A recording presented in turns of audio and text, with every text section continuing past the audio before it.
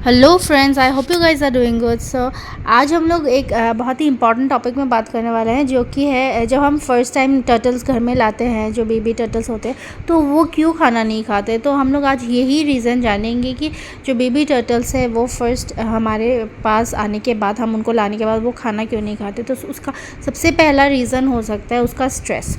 एक जगह से दूसरे जगह पे जब हम लोग एक टर्टल को लाते हैं, उसका मतलब जो लाइफस्टाइल होता है वो मतलब टोटली डिफरेंट हो जाता है। जैसे कि वो रहता होगा कुछ अलग टैंक पे, और मतलब आप लाके उसको कुछ अलग से रख रहे हो, तो टोटली जो डिफरेंस आ जाता है ना सब चीज़ में, तो उसकी वजह से आपका टर्टल बहुत स्ट्रेस में होता है। इवन अगर आप कहीं दूर से मंगवा रहे हो तो उसमें ट्रांसपोर्टेशन में भी उसको मतलब बहुत सारे चेंजेस मतलब उसको मिलता है, तो उसी चेंजेस की वजह से आपका टर्टल स्ट्रेस में रहता है। तो उसी वजह से क्या होता है, वो खाना छोड़ देते हैं। और खाना छोड़ देते हैं क्योंकि आप मतलब उसको टाइम लगता है एडजस्ट होने में। और इसका मतलब ये नहीं है कि वो खाना छोड़ रहा है तो आप उसको मतलब आप ऐसे सोचोगे कि हाँ वो खा ही नहीं रहा है। आप उसको टाइम देना, आप उसको टाइम देना। टोटल 3 हफ्ते तक बिना कुछ खाए भी रह सकते हैं, उसमें कोई भी प्रॉब्लम नहीं है। आपको उसको मतलब अच्छे से केयर करना है, और मतलब उसको आप आराम से मतलब एक टैंक में हो, एक टब में हो, आप जहाँ पे भी हो आराम से उसको आप छोड़ दो। और खाना आप टाइमली मतलब देते रहो। अगर वो खाता है तो खाता है, नहीं खाता है तो आप आधा 1 घंटे के बाद वो पानी चेंज कर देना। तो ऐसा होता है कि धीरे धीरे ऐसा हो कि आपका टर्टल डेफिनेटली खाने लगेगा। उसको नो डाउट थोड़ा टाइम लग सकता है, लेकिन वो डेफिनेटली खाएगा। तो आप उसको थोड़ा टाइम दो, और ज़्यादा स्ट्रेस मत रहना कि मतलब हाँ कैसे मतलब नहीं खा रहा है तो दिस एंड दैट। सो आपको बस क्या करना है, उनको थोड़ा टाइम देना है, क्योंकि वो भी अलग एनवायरनमेंट से अलग एनवायरनमेंट में आ रहे हैं। तो हम लोग को भी जैसे एडजस्ट होने में कहीं पे जाके टाइम लगता है, तो सेम चीज़ उनके साथ भी वैसा ही होता है। तो आप उनको टाइम दो और वो धीरे धीरे खाने लगेंगे। ओके, सो हमारा जो नेक्स्ट टॉपिक है वो है temperature and basking area. So temperature हम लोग को काफ़ी हद तक मेंटेन करना चाहिए, क्योंकि रेडियर स्लाइडर जो है वो एक कोल्ड ब्लडेड एनिमल है, जिसको अच्छा एक रूम टेम्परेचर चाहिए। अगर आप उसको अच्छा बास्किंग भी नहीं दे रहे हो, और अगर उसको आप अच्छे रूम टेम्परेचर में नहीं रख रहे हो, तब वो बिल्कुल भी खाना नहीं खाएगा, क्योंकि उनको एक वार्म टेम्परेचर हमेशा चाहिए होता है, सो दैट उसका डाइजेशन अच्छा हो, और उसी के बाद वो अच्छे से खाए। और उनका जो टोटल इम्यून है, मतलब इम्यून सिस्टम बोलो या फिर उनका जो डाइजेशन है, सब कुछ उनको एक प्रॉपर सनलाइट के थ्रू ही मतलब होता है। तो आप उनको अच्छा सनलाइट दो। अगर आपका हो सके, मेरे जैसे अगर आप टैंक में रख रहे हो, तो आप अच्छा एक बास्किंग एरिया हमेशा देना, जहाँ पे वो टाइम टू टाइम जाके बास्किंग कर सके। और अगर आप एक्वेरियम में रख रहे हो, तब आप उनको अच्छे यूवीबी लाइट दो, सो दैट उनको मतलब अच्छे से बास्किंग वो ले सके। तो क्या होता है कि काफ़ी टाइम बिगिनर्स को नहीं पता होता है कि उनको सनलाइट या फिर मतलब यूवीबी लाइट देना ज़रूरी है। तो इसी वजह से काफ़ी सारे बच्चे नहीं खाते हैं, जो आप लोग फर्स्ट लाते हो। तो इसी वजह से आप ये चीज़ तो बिल्कुल ध्यान देना है कि उनको अच्छा बास्किंग दो, और एक अच्छा रूम टेम्परेचर दो। और आप रात को उनको अच्छा मतलब अच्छे से सोने के लिए आप उनको लाइट्स वगैरह, अगर आप यूवीबी दे रहे हो तो लाइट्स ऑफ कर दो। रात में अगर नॉर्मली रख रहे हो तो अंधेरा तो उनको मिलेगा ही। तो आप ये बात ध्यान देना। जैसे हम लोग को दिन में हम लोग जागते हैं और रात को सोते हैं, उनको भी कुछ इसी तरह से हम लोग को रखना चाहिए, सो दैट उनका जो एक लाइफ सर्कल हो वो नॉर्मली जाए, और वो अच्छे से हेल्दी रहे। सो आप ये बात ध्यान रखिएगा।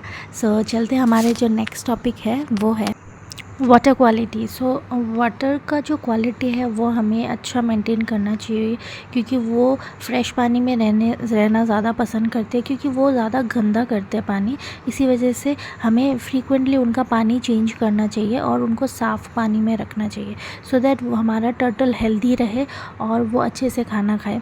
क्योंकि आप जितना भी हो सके एक काम कीजिएगा, अगर आप उनको एक टब में रख रहे हो या फिर एक्वेरियम में रख रहे हो, आप एक हैबिट कीजिएगा कि आप उनको अलग से टब में लाके आप उनको खाना दो, क्योंकि जो खाना वो खाते हैं ना वो वेस्ट भी बहुत करते हैं और वो गंदा भी बहुत करते हैं। तो आप आधा 1 घंटे के लिए आप उनको बाहर निकाल के आप उनको वहाँ पे फीडिंग दे दो, फिर आप उनको टैंक में रख दो। तो उस तरह से करने से क्या होता, आपका पानी गंदा नहीं होगा और आपको टैंक इतना फ्रिक्वेंटली साफ़ करने का ज़रूरत भी नहीं होगा और आपका टर्टल हेल्दी भी रहेगा जब साफ़ पानी में रहेगा। सो आपको पानी का क्वालिटी तो अच्छा मेंटेन करना चाहिए। तो अभी मूव होते हैं, हमारे जो 4th पॉइंट है वो है गिविंग वैरायटी ऑफ फूड। तो ये मैं बोल रही हूँ क्योंकि अब अगर आपका टर्टल पैलेट्स नहीं खा रहा है तो आप उनको सिर्फ पैलेट्स ही मत दो। अगर वो 1 दिन नहीं खा रहा है, 2 दिन नहीं खा रहा है, तो आप उनको अलग अलग ट्राई करो। जैसे कि आप जो रॉ फिशेस हो जाते हैं, प्रॉन्स हो जाते हैं, वॉर्म हो जाता है, ड्राई वॉर्म मिल जाता है, अगर आप फ्रेश दे सकते हो फ्रेश भी दो। तो आप वेजीज़ भी ऐड करो, अगर जो भी वो खाए आप वही दो। ऐसा नहीं है कि हम लोग सिर्फ एक ही फूड में स्टक रहे हैं। वैसे टर्टल्स को काफ़ी सारे प्रोटीन विटामिन्स का ज़रूरत होता है, तो वो सिर्फ एक पैलेट्स ही हम लोग का रिक्वायरमेंट नहीं फुलफ़िल कर सकता है। जिसके लिए हमें क्या करना पड़ता है कि आप पकड़ लो, कभी कभी रॉ फिशेस दे दो, अभी आप फ्रूट्स ऐड करो उनमें, स्ट्रॉबेरीज़ हो, ग्रेप्स हो, बनाना हो, वैरायटी फ्रूट्स है। और आप एक बात ध्यान रखना, कोई भी फूड हो, वेजीज़ हो या फिर फिशेस हो, कुछ भी दो उससे पहले आप एक बार ज़रूर गूगल करके देख लो कि क्या मैं अपने रेड एयर स्लाइडर टर्टल को ये चीज़ दे सकती हूँ कि नहीं। तो आप वैरायटी दीजिए उनको खाने में। 1 दिन नहीं खा रहे, 2 दिन नहीं खा रहे, कोई बात नहीं, धीरे धीरे खाएंगे। और इतना हड़बड़ी नहीं है कि आप 1 दिन दे रहे हो तो उसी दिन वो खाए। तो आप लोग को पेशेंस तो हमेशा रखना ही पड़ेगा, क्योंकि मेरे टर्टल्स पहले अलग कुछ नहीं खाते थे, सिर्फ पैलेट्स खाते थे। तो मैंने क्या किया, उनको पैलेट्स देना ही बंद कर दिया। 2 दिन नहीं दिया मैंने, 3 दिन नहीं दिया, पैलेट्स मैंने देना ही बंद कर दिया। और उसके बाद जब मैं वेजीज़ देती थी तो वो वेजीज़ खाते थे, क्योंकि उनको भूख लगता था। तो ऐसा कोई प्रॉब्लम नहीं, क्योंकि मैं उनके अच्छे के लिए कर रही हूँ। क्योंकि सिर्फ अगर मैं उनको पैलेट्स ही देती रही तो उनको वो विटामिन प्रोटीन नहीं मिलेगा। तो इसी वजह से मैंने उनको पैलेट्स देना बंद कर दिया। उसके बाद जब उनको भूख लगने लगे तो वो लोग ऑब्वियसली मैं जो दे रही हूँ वही खाएंगे, और ऑब्वियसली मैं उनके लिए अच्छा ही दूँगी, उनके हेल्थ के लिए जो अच्छा है। तो आप भी उसी तरह कुछ ट्राई कीजिएगा कि अगर आपका टर्टल नहीं खा रहे हैं तो आप उनको वैरायटी दें। जो आपके बेबी टर्टल है उनको आप वैरायटी दें, क्या पता कुछ अलग टेस्ट मिले तो वो खा ले। तो आप ये चीज़ आप ट्राई कर सकते हो। तो चलिए, अभी हमारा जो लास्ट पॉइंट है वो सबसे इम्पॉर्टेंट है और उसमें हम लोग मूव करते हैं, तो वो है डिज़ीज़।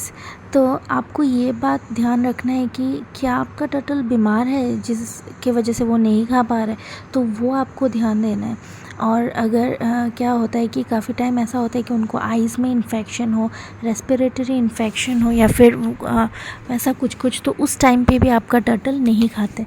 तो आपको एक बात ध्यान देना है कि अगर आपका टर्टल थोड़ा आपको बीमार लग रहा है तो आप इंस्टेंट उनको ट्रीटमेंट स्टार्ट कर दो।